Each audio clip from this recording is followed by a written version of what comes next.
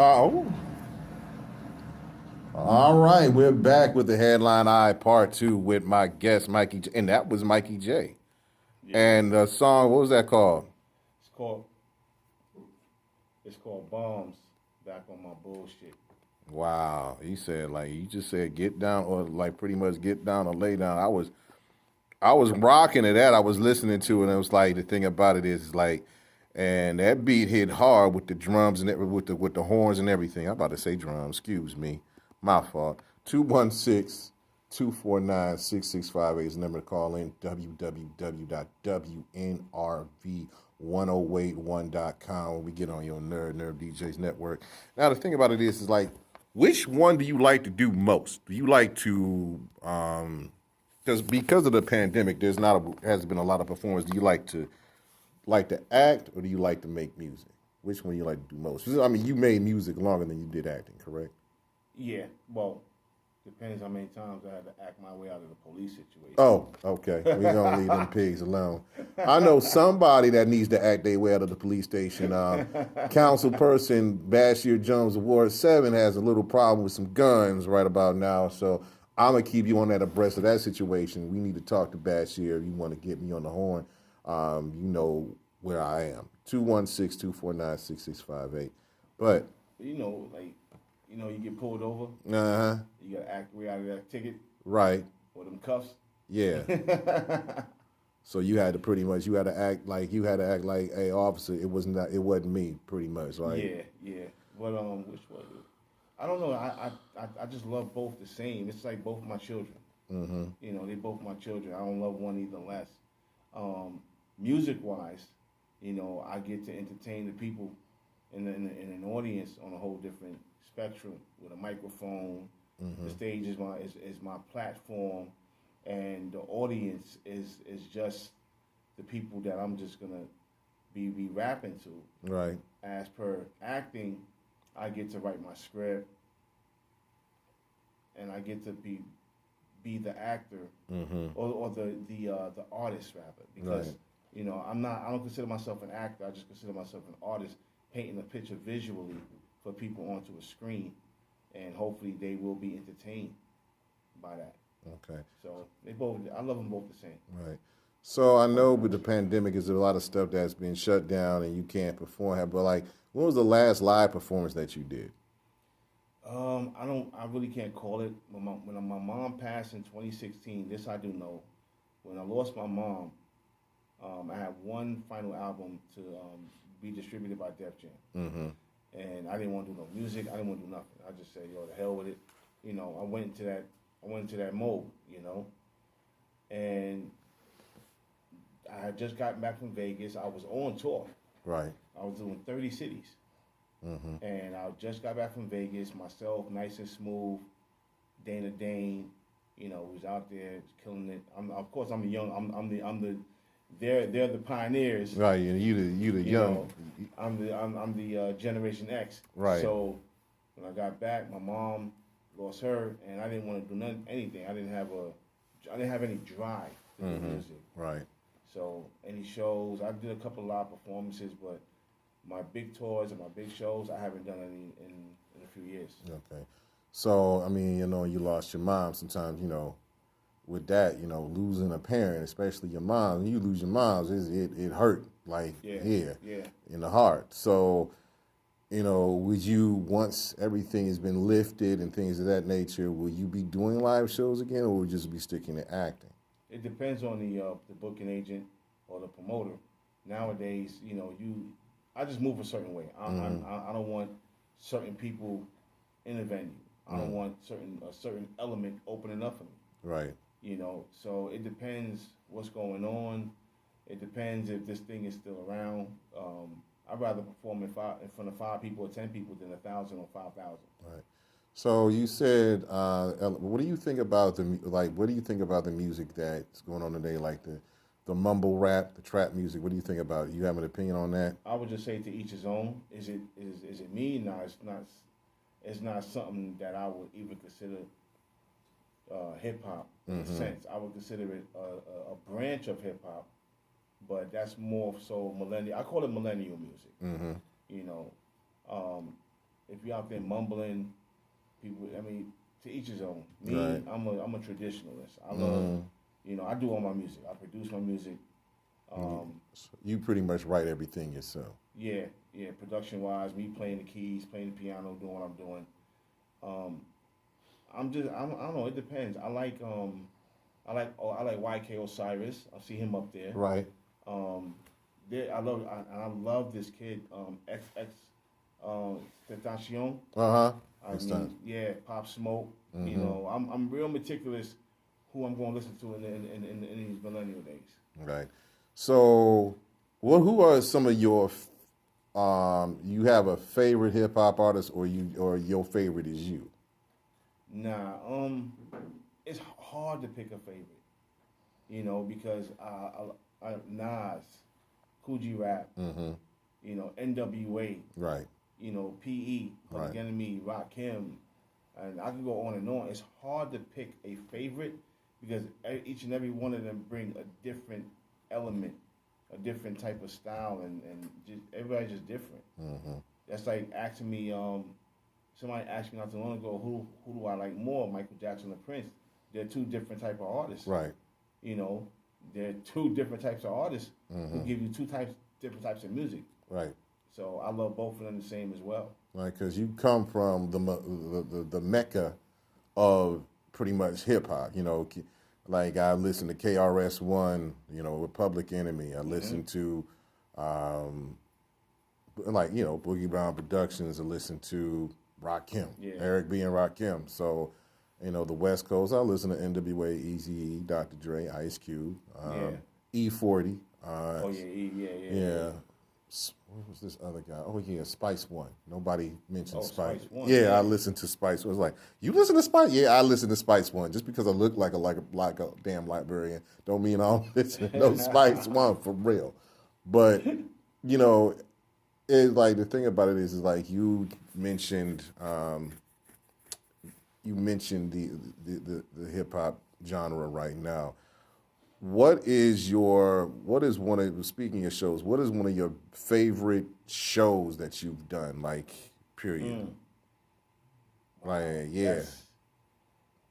I would say the KRS-One. Mm-hmm. No, but then again, Dana Dane, Nice and Smooth. Right. It's hard because with KRS-One, I'm on a couple of his songs on this album. He didn't drop it though. It's called Self Construction. Uh-huh. And being on stage with him and just like that was really dope. And then Dana Dane, Nice and Smooth, and then my boy Mano, Uncle Murder. I would say one of the dopest shows that I had was in Los Angeles, California, with Dana Dane, Nice and Smooth. Okay. Yeah, that was dope. Nice and Smooth is pretty much to me underrated, and there's a lot of guys out there that hip hop listen to. But KRS-One, is KRS more of a hip hop artist or more of a teacher? He says, hanging around with him. I would consider KRS-One an entertaining hip hop historian. He's an entertaining hip hop educated historian. Educated historian. Yeah. Yes. So, get back to you as far as you talked about the keys and the music and things of that nature. Did you go to school for that, or did you just learn it by playing it by ear, like the keys that you do and produce and everything? Did you go to school for that, like the higher up schools, or? No. My mom got tired of me kicking people's doors in the projects and running and doing all kind of mischief in the projects. So I was going to Sunday school, Trinity Baptist Church. But before Trinity Baptist Church, I was going to two different churches right in the area, Christ Church and another church. Mm-hmm. And I got kicked out for fighting in Sunday school. Oh, wow. Yeah. And I ain't never heard anybody get kicked out for Sunday school for real. Hey, like you was rumbling in the Lord's house. Yeah. And I remember it was the same dude. It was the same dude twice. So Trinity Baptist Church, my mom put me there. And I just didn't want to go. So this piano teacher, the choir director, his name was Peter. And Peter said, I'm going to teach y'all to play piano. And I just couldn't get the reading of the clefs and all that. But when he plays something, I played it back for him, and it bugged him out. So I played by ear. Mm-hmm. Like literally by ear. Like Lionel Richie plays by ear. Right. He doesn't read music. Right. You know? Well, really. So, would you, speaking of writing, would you write for anybody? You don't have to say like, ghostwriters are supposed to be a secret in hip-hop industry, quote unquote. Yeah. But would you write for any up-and-coming artists if they ask you for your advice, or would you write for them? To be honest, I would never write for an up-and-coming artist because I know what the major labels are going to do to them. They're not going to see the money. They're not going to get any residuals, any royalties, anything. So what I would do for them is I would show them how to do it for themselves. Okay. How to structure a 16, the bridge, the chorus, how to arrange. I would rather teach someone how to write instead of writing for them. And that way, they don't have to be a slave to the machine. Okay. So you pretty much, because you were with Def Jam, correct? That was my distributor. The first label that I was actually signed to was Universal Music Group in 2009. Mm-hmm. And then after that was over 3 years later, I went over to EMI. Okay. And back then the president was Neil Levine. Okay. And that deal came by way of Mark Gavan and Gil Chachkis. Gil Chachkis was the attorney for Fat Joe at that time.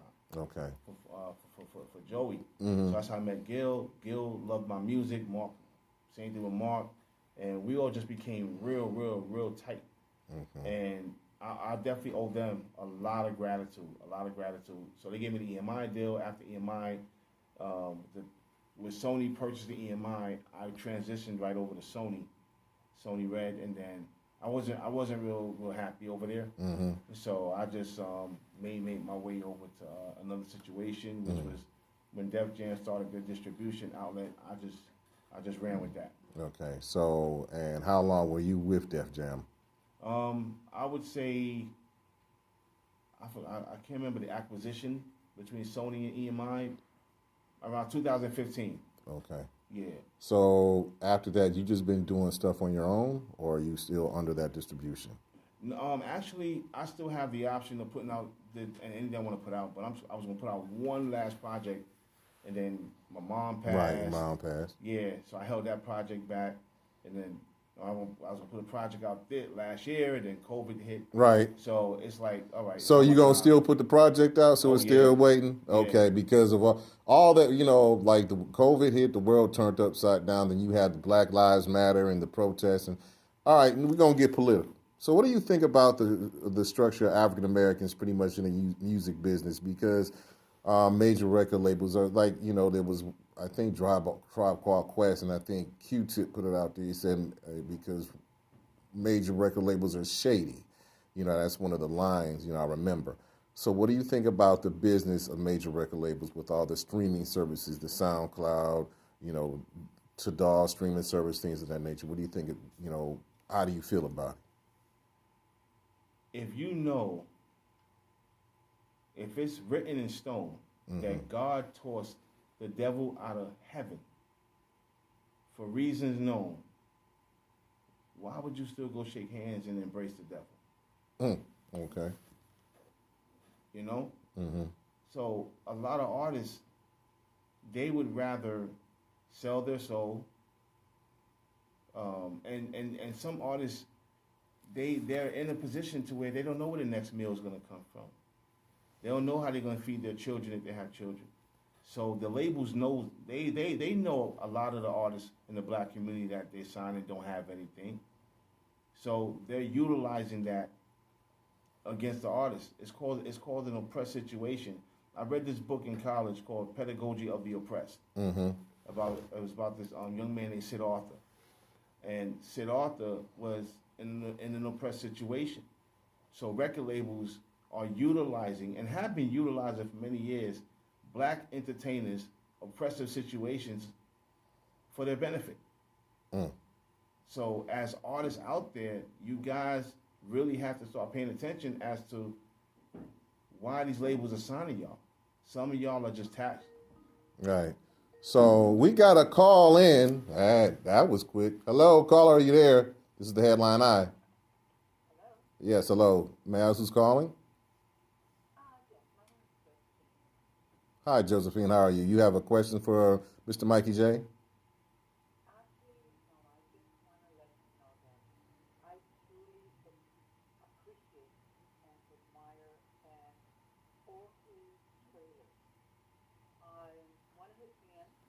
Okay.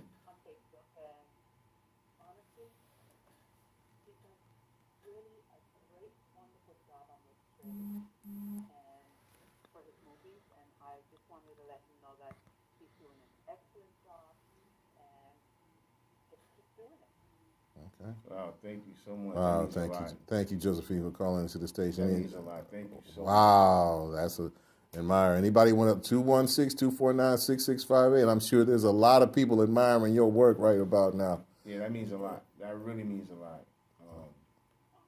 And that's why It means a lot to me because I like watching good trailers. I like watching good movies, and that caught my attention 100%. Oh, okay. So, thank you and good night. Josephine, where you calling? Where you calling from, Josephine? I'm calling from New York. Okay.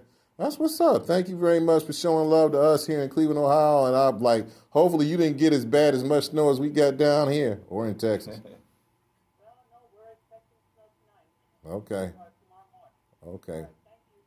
Bye-bye. Bye-bye. Thank you very much. So you got, your fans are calling in and listening and everything. So I appreciate you coming down here with us.